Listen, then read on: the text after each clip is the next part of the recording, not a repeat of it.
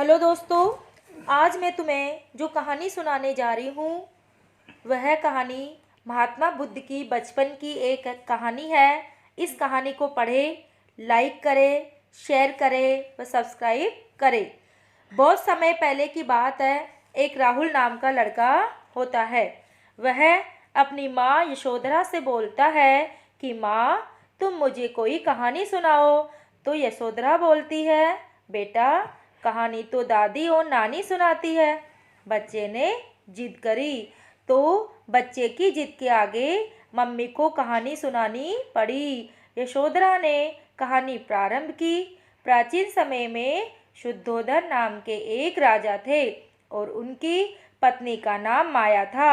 उनके यहाँ एक पुत्र ने जन्म लिया। दोनों ने उसका नाम सिद्धार्थ रखा।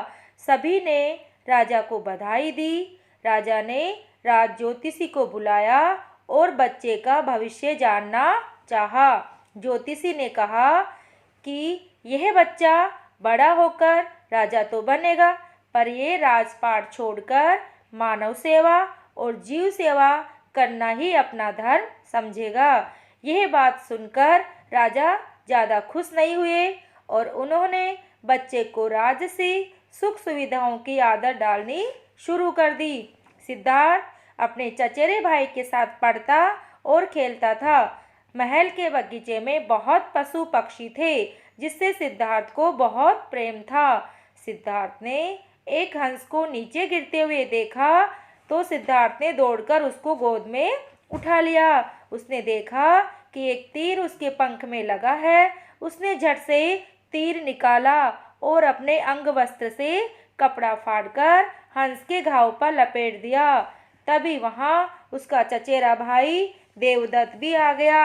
उसने कहा कि ये हंस तो मेरा है, इसे मुझे दे दो। सिद्धार्थ मना कर देता है तो देवदत्त कहता है कि तुम्हें दुखी होने की आवश्यकता नहीं है, ये जंगली हंस है, इसे मुझे दे दो। इसे मैंने मारा है, ये मेरा शिकार है और इस पर मेरा ही अधिकार है। सिद्धार्थ ने शांत भाव से उत्तर दिया, मैंने इसे बचाया है, इसीलिए यह मेरा है।